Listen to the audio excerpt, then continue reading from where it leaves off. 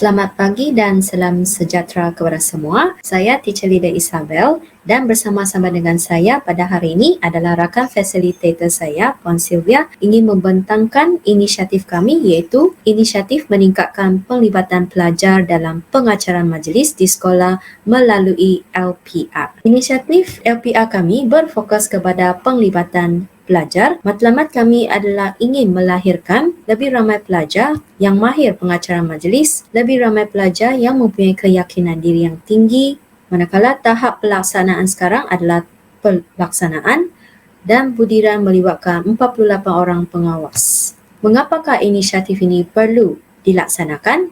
Yang pertama sekali, pelajar kurang mahir dalam pengacara majlis.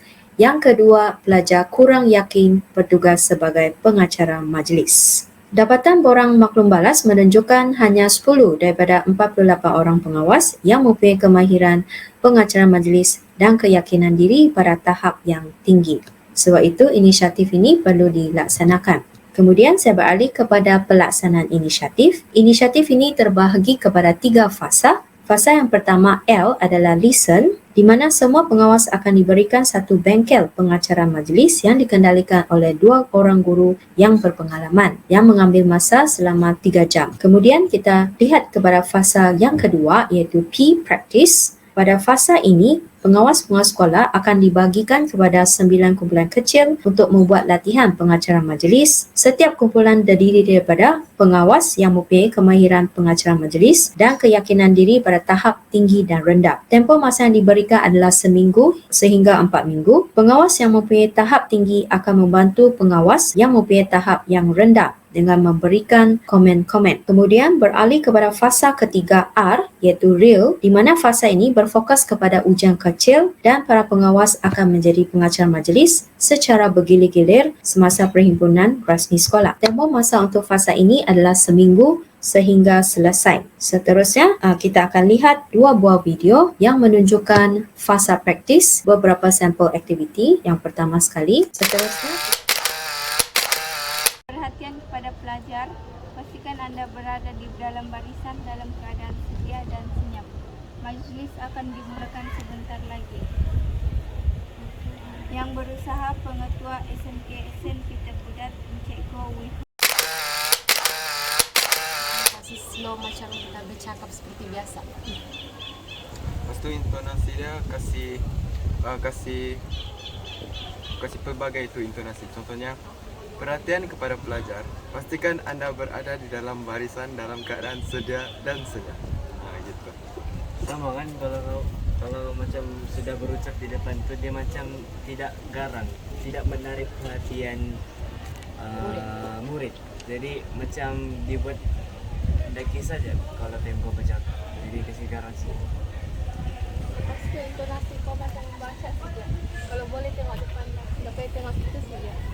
Seterusnya, kita akan beralih ke bahagian impak dan hasil. Pertama sekali, kita lihat kepada data kuantitatif diperoleh melalui Borang Maklum Balas sebelum dan selepas inisiatif. Kalau kita lihat di sini, sebelum inisiatif adalah 10 orang yang mempunyai tahap kemahiran dan keyakinan diri yang tinggi. Tetapi selepas inisiatif dilaksanakan, Borang Maklum Balas menunjukkan terdapat 17 orang yang mempunyai tahap kemahiran dan keyakinan diri yang tinggi. Ini menunjukkan ada peningkatan seramai 7 orang yang mempunyai tahap kemahiran dan keyakinan diri yang tinggi iaitu bersamaan dengan 15%.